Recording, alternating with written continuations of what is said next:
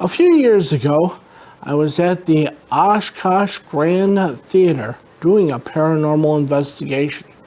And at that investigation, we take a flashlight, much like this one, and we place it on the stage. Now, the Grand Theater is supposedly haunted, possibly by the former theater manager, who was the manager when the theater fell into disrepair before it was remodeled.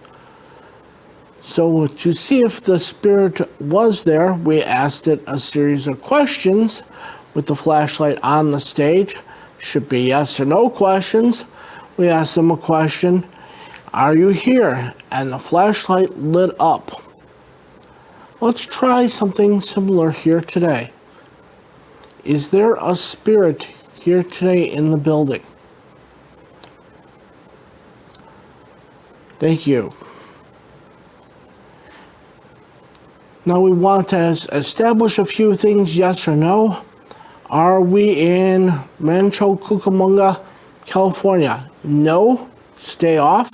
Yes, go turn on. Are we in Rancho Cucamonga, California? Are we here in Wausau, Wisconsin?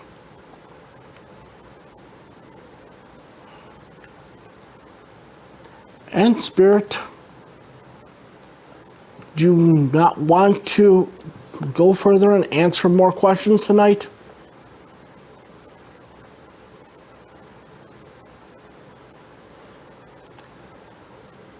Well, I think sometimes it's best to not annoy those in the spirit world.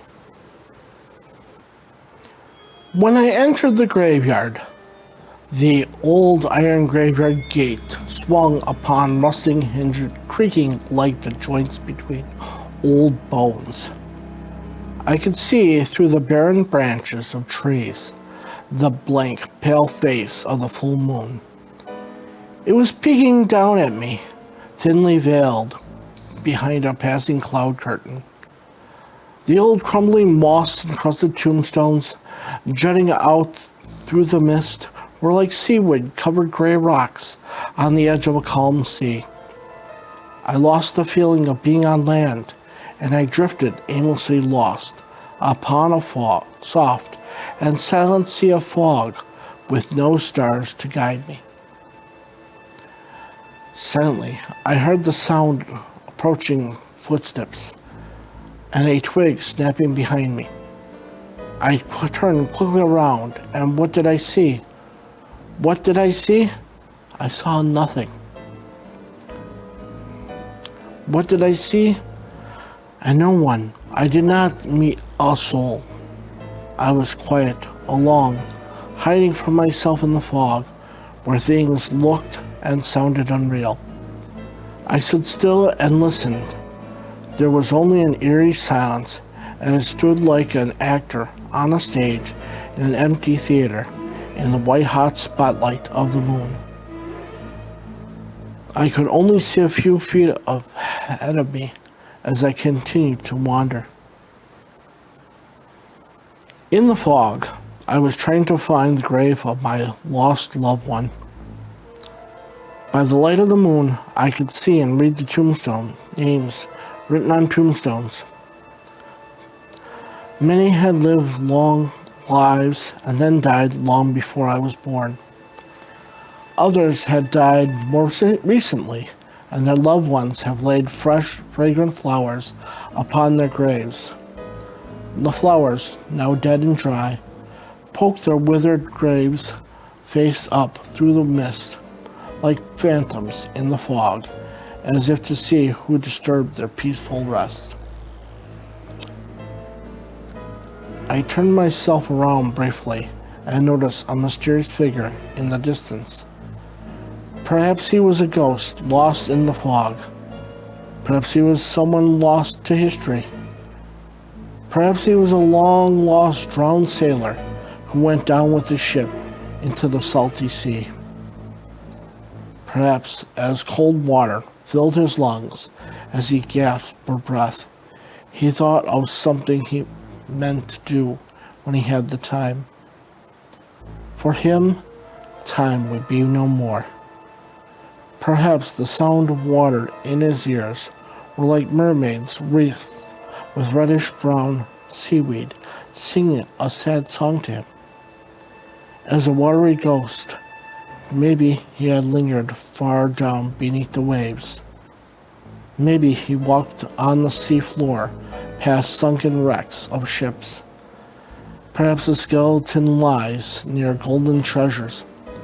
Perhaps glittering golden coins and dazzling colorful gems litter the sea floor all around his white bones.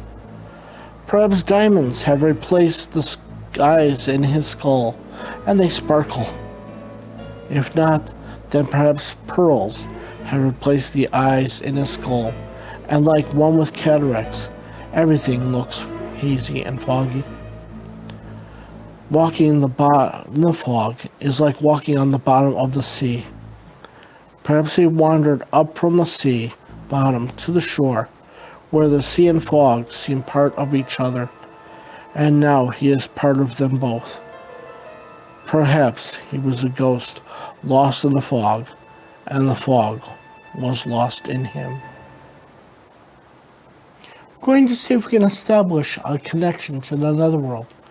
I have a piece of rope here, and I'm going to invite the spirit that inhabits here to please reach out and grab a hold of the other end of the rope. Let's see if they can do so, and we can establish briefly for a moment a connection to the other side. Spirit, if you can reach out and hold upon the rope, hold on to it for briefly a moment here, and then the moment's gone as the spirit departs. The idea was trapped in my mind like the flies in the spider webs and like the mice in the traps in my dark, damp, dusty, dismal basement apartment.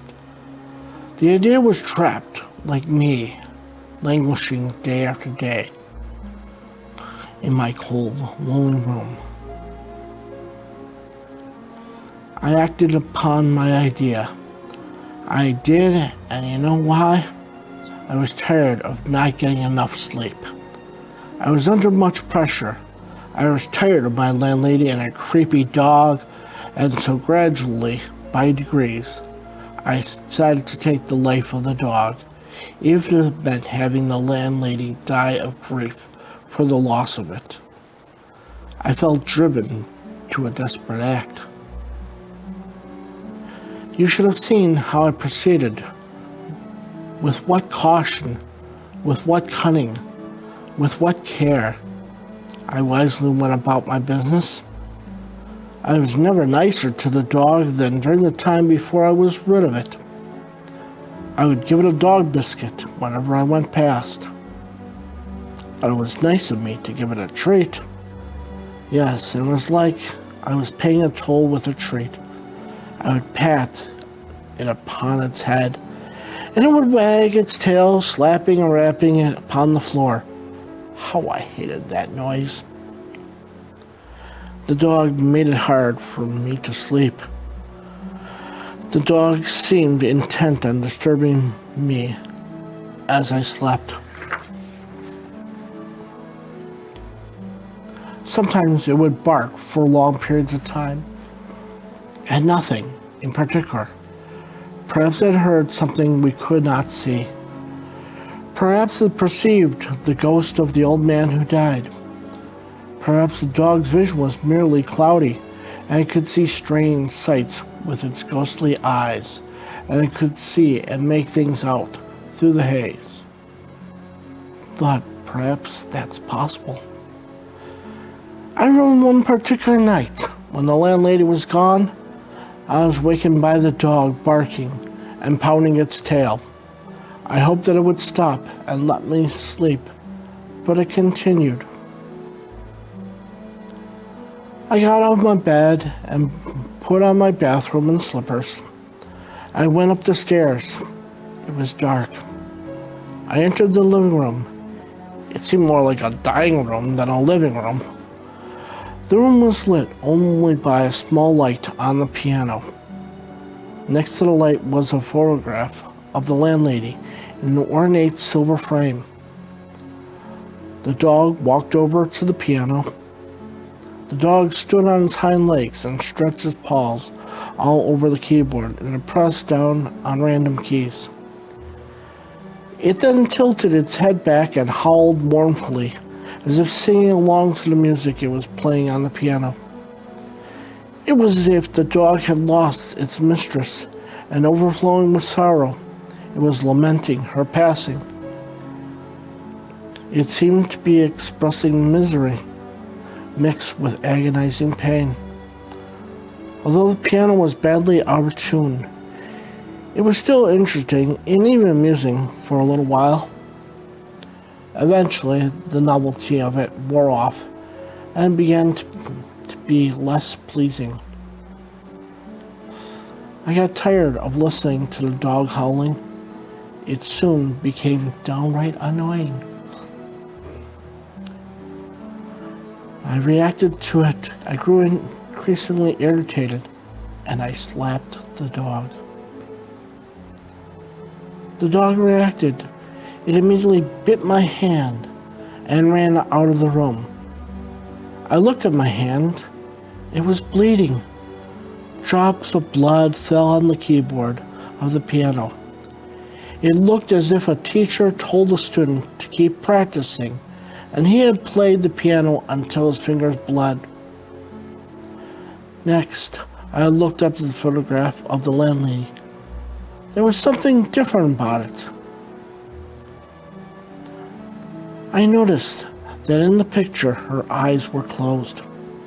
It then fell over and slid across the piano keys. As it was falling, time seemed to slow down, and I reached for it. Some blood from my hand dripped upon it. It fell on the floor, and the glass in the frame broke. The light bulb in the lamp then began to flicker, and it went out. I'd like to tell you about the spiritual movement that gripped America around the time of Harry Houdini and Arthur Conan Doyle and Edgar Cayce of Hopkinsville, Kentucky. People used to do seances in their homes, and they would invite the psychic to come along, and they would do a demonstration such as this. They'd take a cloth here,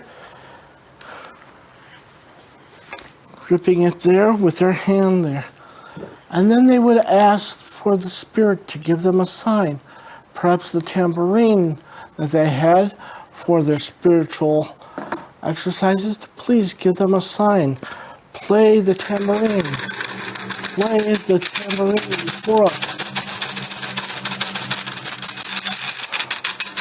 And then the spirit would depart.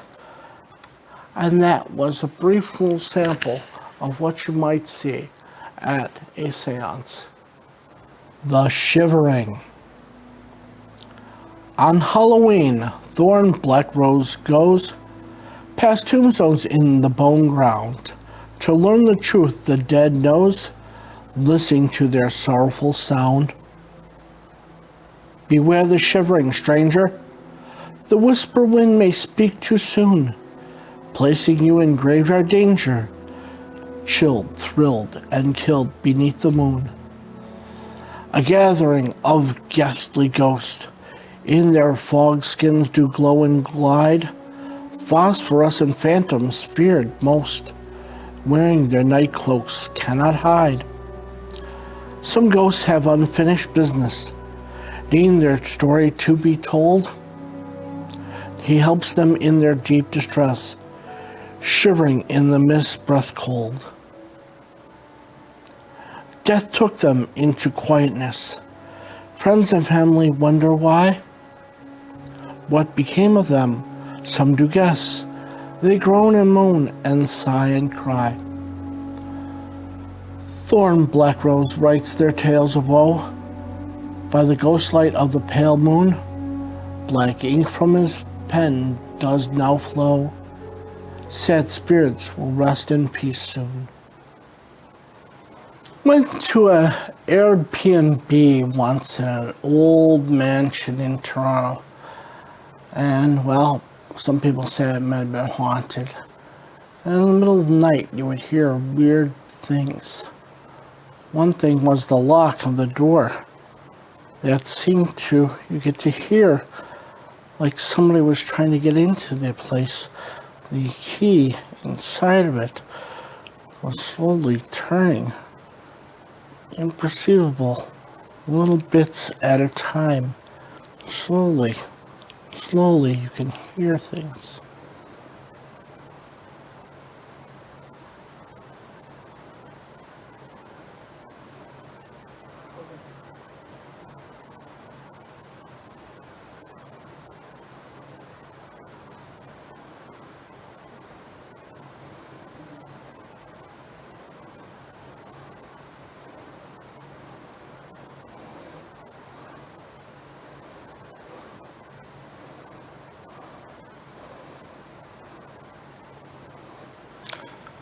When I left, got my deposit back, and got the heck on out of there.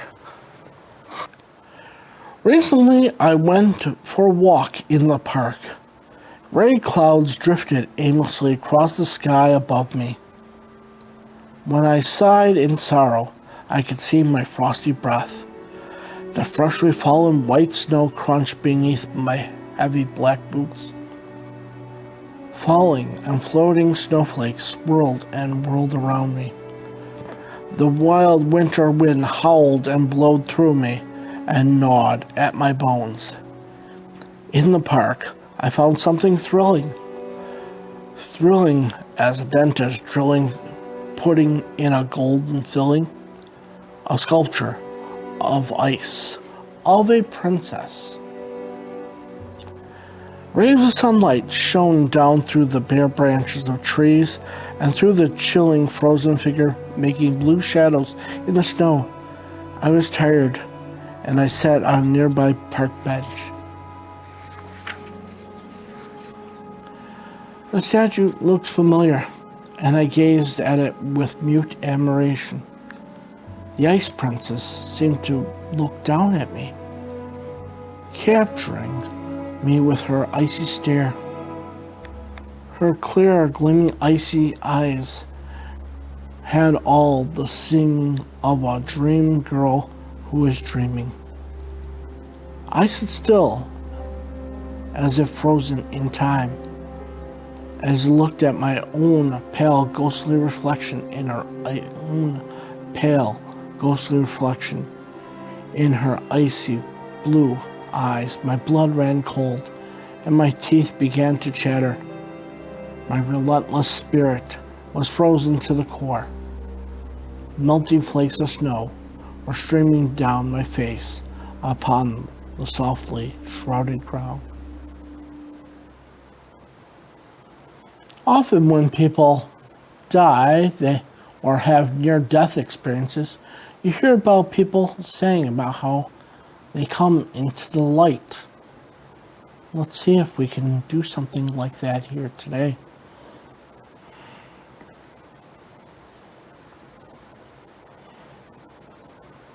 The light is soothing, and the colors of the rainbow.